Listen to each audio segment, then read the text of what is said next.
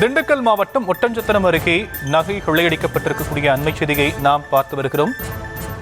தம்பதியை கட்டி போட்டு 18 சவரன் நகை கொள்ளையடிக்கப்பட்டிருக்கிறது. முகமூடி கொள்ளையர்களை போலீசார் தேடி வரக்கூடிய நிலையில் விவரங்களை நம்முடைய செய்தியாளர் பிரேம்குமார் வழங்க நாம் கேட்கலாம். பிரேம்குமார், மேலும் விவரங்கள்.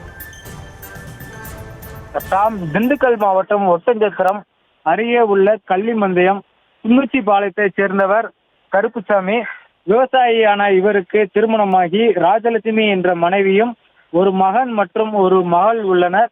இதற்கிடையே மகளுக்கு திருமணமாகி அவர் தனியாக வசித்து வரும் நிலையில் அவருடைய மகன் சென்னையில் பைனான்ஸ் தொழில் செய்து வருகிறார்.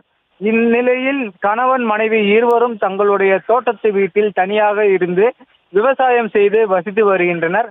இந்நிலையில் நேற்று நள்ளிரவில் கணவன் மனைவி இருவரும் வீட்டில் தூங்கி கொண்டிருந்த போது வீட்டிற்குள் புகுந்த முகமூடி அணிந்த 3 நபர்கள் கணவன் மனைவி இருவரையும் கத்தியை காட்டி மிரட்டி கட்டிலில் கட்டி போட்டுள்ளனர்.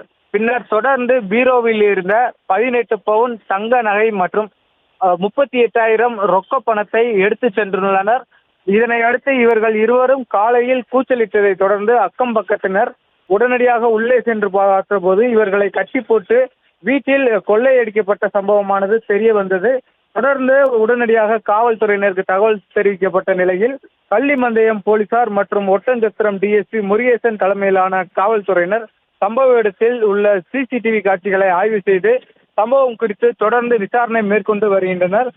தோட்டத்து வீட்டில் தங்கியிருந்த முதிய தம்பதியினரை கட்டி போட்டு கொள்ளையடிக்கப்பட்டுள்ள சம்பவம் திண்டுக்கல் ஒட்டன்சத்திரம் பகுதியில் பெரும் பரபரப்பை ஏற்படுத்தியுள்ளது. விவரங்களுக்கு நன்றி பிரேம்குமார்.